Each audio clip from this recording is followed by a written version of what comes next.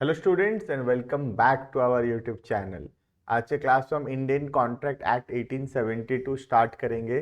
आज के वीडियो में हम देखेंगे कि कॉन्ट्रैक्ट क्या होता है, व्हाट इज़ अ कॉन्ट्रैक्ट, क्या क्या टर्म्स हैं जो हम लोग कॉन्ट्रैक्ट के अंदर पढ़ने वाले हैं, वो सब के बारे में आज हम एक बेसिक इंट्रोडक्शन क्लास लेंगे। ठीक है, तो स्टार्ट करते हैं वीडियो। कॉन्ट्रैक्ट होता क्या है पहले ये समझने का कोशिश करते हैं। कॉन्ट्रैक्ट समझने के लिए हमको कुछ वर्ड्स हैं जिनका मतलब समझना पड़ेगा, जैसे कि फॉर एग्जाम्पल ऑफर, दूसरा है एक्सेप्टेंस, तीसरा है कंसिडरेशन और चौथा है एनफोर्सेबल बाय लॉ। ये चार टर्म का जानकारी होने से हम समझ पाएंगे कि कॉन्ट्रैक्ट क्या होता है। जैसे एग्जाम्पल देता हूँ, सपोज ए बी को बोला, will you purchase my car for 50,000। A B को बोला कि क्या तुम गाड़ी खरीदोगे 50,000 रुपए में। तो ए क्या दे रहा है यहाँ पे, A has given a offer, A एक ऑफर दिया है। ठीक है, अब बी की मर्जी है, बी हाँ भी बोल सकता है, बी मना भी कर सकता है। सपोज बी हाँ बोल दिया, बी बोला यस आई विल परचेज, तो बी यहाँ पे क्या किया, ऑफर को एक्सेप्ट किया। ठीक है, तो जो ऑफर प्लस एक्सेप्टेंस है, it will become a promise. इसको क्या बोला जाता है, इसको बोला जाता है प्रॉमिस। किसको, ऑफर प्लस एक्सेप्टेंस को। ठीक है, उसके बाद कंसिडरेशन का मतलब होता है बदले में कुछ मिलना, समथिंग इन रिटर्न। तो ए को क्या मिल रहा है, अगर हम देखें तो ए को मिलेगा 50,000 रुपीज, ए को मिलेगा। और बी को क्या मिलेगा, बी को मिलेगा कार, है ना। ए को 50,000 रुपये मिलेगा और बी को मिलेगा कार। इसको बोलते हैं कंसिडरेशन। कंसिडरेशन का मतलब होता है समथिंग इन रिटर्न। अब ये promise plus consideration, promise plus consideration is equal to agreement. इसको क्या बोलते हैं, एग्रीमेंट। ठीक है, तो offer plus acceptance equals to promise, promise plus consideration is equal to agreement. ठीक है, अब अगर एग्रीमेंट एनफोर्सेबल बाय लॉ है, एनफोर्सेबल बाय लॉ का मतलब लॉ के द्वारा ये काम करना लीगल है। अगर जैसे गाड़ी बेचना खरीदना लीगल है, तो this is enforceable by law. और अगर ये एनफोर्सेबल बाय लॉ है तो ये क्या बनेगा, it will become a contract, तब ये कॉन्ट्रैक्ट कहलाएगा। ठीक है, तो क्या क्या चीज चेक करना होता है, सबसे पहला ऑफर प्लस एक्सेप्टेंस। तो ऑफर प्लस एक्सेप्टेंस क्या बनेगा, promise. Promise plus consideration will become an agreement, and agreements which are enforceable by law will become a contract। तो बहुत डिफरेंस है between the two words, that is agreement and contract. ठीक है, agreement जो है वो तो सिर्फ प्रॉमिस प्लस कंसिडरेशन होने से एग्रीमेंट हो जाता है, लेकिन जब एग्रीमेंट में आता है एनफोर्सेबल बाय लॉ, तब वो बनता है कॉन्ट्रैक्ट। इसका मतलब क्या है, अगर कोई काम एनफोर्सेबल बाय लॉ नहीं है, अगर कोई काम करने का लॉ के द्वारा अनुमति नहीं है, वो काम अगर लीगल नहीं है, तो वो एग्रीमेंट तो बनेगा लेकिन कॉन्ट्रैक्ट नहीं बनेगा। बात समझ में आ रहा है, ऑफर होगा, एक्सेप्टेंस होगा, कंसिडरेशन होगा, तो एग्रीमेंट तो बन जाएगा, लेकिन एग्रीमेंट बनने के बाद वो कॉन्ट्रैक्ट नहीं बन पाएगा अगर वहां पे एनफोर्सेबल बाय लॉ मिसिंग है तो। ठीक है, ये वर्ड्स हम जो भी पढ़े बहुत डिटेल में पढ़ेंगे आने वाले चैप्टर्स में। ऑफर बहुत डिटेल में पढ़ाया जाएगा, नेक्स्ट वीडियो ऑफर का ही है। उसके बाद हम समझेंगे एक्सेप्टेंस क्या होता है, फिर हम समझेंगे कंसिडरेशन क्या होता है, फिर हम समझेंगे एनफोर्सेबल बाय लॉ क्या होता है। तो ये चार टॉपिक बहुत डिटेल में पढ़ाया जाएगा, offer, acceptance, consideration and enforceable by law. ठीक है, तुमको एग्जाम्पल और देता हूं।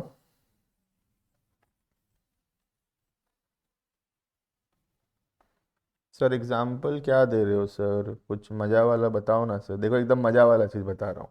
सपोज ये है मिस्टर ए, ठीक है, और इधर है हमारा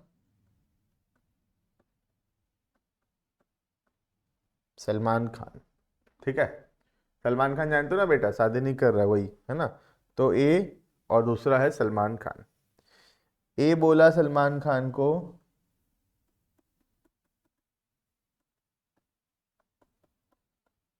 will you purchase gun for 1,50,000। क्या तुम गन खरीदोगे? गन है ना, 1,50,000 में। तो ए क्या दिया? ए दिया ऑफर। सलमान खान बोला हाँ ठीक है खरीद लेंगे। फुटपाथ में बैठे वाले लोगों को गाड़ी से कितना मारेंगे, अब थोड़ा गन से उड़ाएंगे है ना। तो सलमान खान एक्सेप्ट कर लिया। तो ऑफर प्लस एक्सेप्टेंस क्या बना? Offer plus acceptance will become a promise. ठीक है, अब हम देखेंगे कंसिडरेशन है या नहीं। तो ए को क्या मिलेगा? ए को मिलेगा 1,50,000 रुपए, और सलमान खान को क्या मिलेगा? गन मिलेगा। तो प्रॉमिस प्लस कंसिडरेशन, कंसिडरेशन है इसमें, तो ये क्या बनेगा? एग्रीमेंट। ठीक है, एग्रीमेंट तो बन गया, कंसिडरेशन है क्योंकि, लेकिन गन खरीदना इलीगल है, गन खरीदना लीगल नहीं है, तो ये एनफोर्सेबल बाय लॉ नहीं है। हेंस ये क्या नहीं बन पाएगा?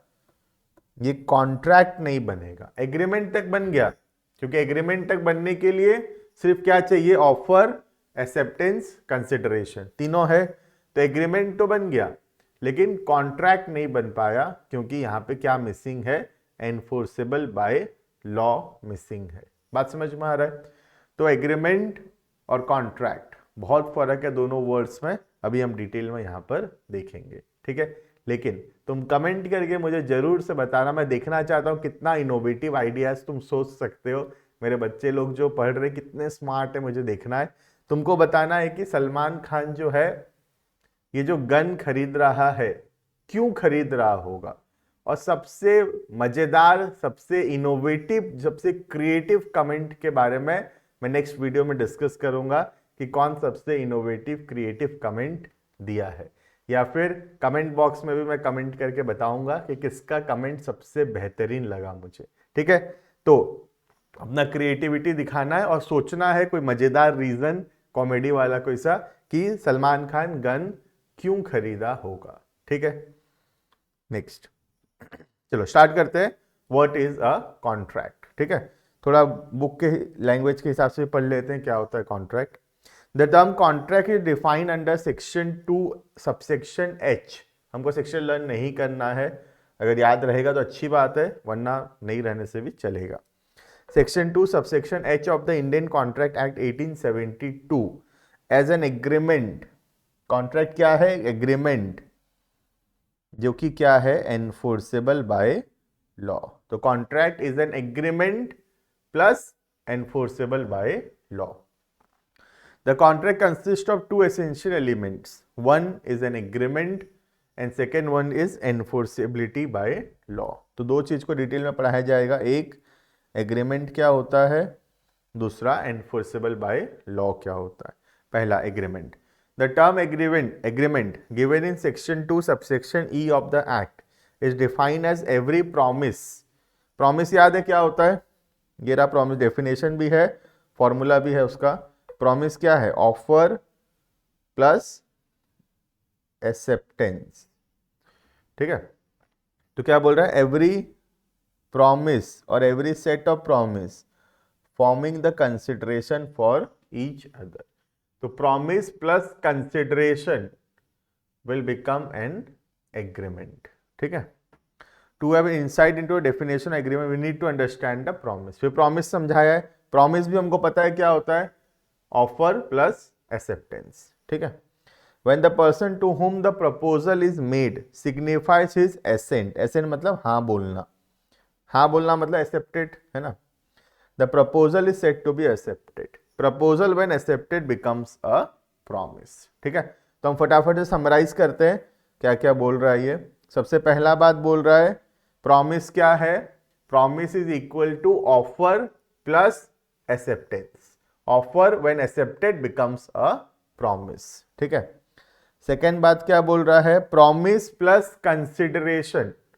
प्रॉमिस के साथ अगर जुड़ जाएगा कंसिडरेशन तो उसको बोलेंगे हम लोग एग्रीमेंट. ठीक है, तो promise plus consideration is equal to an agreement. समझ में आ गया एग्रीमेंट क्या होता है. अब एग्रीमेंट के बाद जो एग्रीमेंट एनफोर्सेबल बाय लॉ है वो क्या बनेगा, कॉन्ट्रैक्ट. ठीक है, an agreement to become a contract must give rise to a legal obligation, which means a duly enforceable by law. तो थर्ड फॉर्मूला हो गया contract is equal to enforce agreement plus enforceable by law will become a contract. ठीक है, अब difference between दिया agreement and contract, बहुत difference है दोनों में. कॉन्ट्रैक्ट तो एनफोर्सेबल बाय लॉ होने के बाद कॉन्ट्रैक्ट बनता है, एग्रीमेंट तो पहले से ही बन जाता है. ठीक है, सबसे पहला meaning, every promise and set of promise forming consideration for each other. Simply promise plus consideration is equal to agreement, और यहां पे agreement plus enforceable by law will become a contract. ठीक है. Next, scope. एग्रीमेंट का wide scope है क्योंकि बहुत सारा जो चीज है वो एग्रीमेंट होगा, लेकिन कॉन्ट्रैक्ट सारा नहीं बनेगा. कॉन्ट्रैक्ट सिर्फ वही बनेगा जो कि एनफोर्सेबल बाय लॉ भी होगा. ठीक है, तो ये बहुत वाइडर टर्म है, इसमें बहुत सारा एग्रीमेंट आ जाएगा, लेकिन इसमें बहुत नैरो सेंस में है और इसमें बहुत कम चीज आएगा. एग्रीमेंट में देखो लीगल भी आ जाएगा और सोशल एग्रीमेंट्स भी आ जाएगा, लेकिन कॉन्ट्रैक्ट में सिर्फ लीगल ऑब्लिगेशन, सिर्फ लीगल बात ही आएगा, सोशल एग्रीमेंट्स नहीं आएगा. ठीक है, it may not create legal relation, लेकिन यहां पे it must create a legal obligation, क्योंकि एनफोर्सेबल बाय लॉ है तो लीगल है तभी वो कॉन्ट्रैक्ट बनेगा. लास्ट में हम कंक्लूड कर सकते हैं, all agreements are not contract. सारा एग्रीमेंट कॉन्ट्रैक्ट नहीं होगा क्योंकि वो एग्रीमेंट जो कि एनफोर्सेबल बाय लॉ नहीं हुआ वो कॉन्ट्रैक्ट नहीं बनेगा. लेकिन ऑल कॉन्ट्रैक्ट्स आर एग्रीमेंट, लेकिन सारा का सारा कॉन्ट्रैक्ट जो है वो एग्रीमेंट रहेगा. बात समझ में आ रहा है. तो समराइज कर सकते हैं, इतना ही पढ़े हम वीडियो में. Offer plus acceptance is equal to promise, promise plus consideration is equal to agreement, agreement plus enforceable by law will become a contract. Clear? तो ये इसका समरी है जो भी हम आज वीडियो में पढ़े. बाकी कमेंट करके जरूर से बताना सलमान खान गन क्यों खरीदा होगा.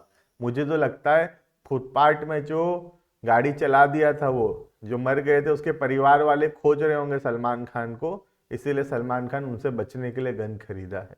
तुम बताओ तुम्हारे हिसाब से सलमान खान गन क्यों खरीदा है. ठीक है, मिलते हैं नेक्स्ट वीडियो में, तब तक के लिए thank you and bye bye.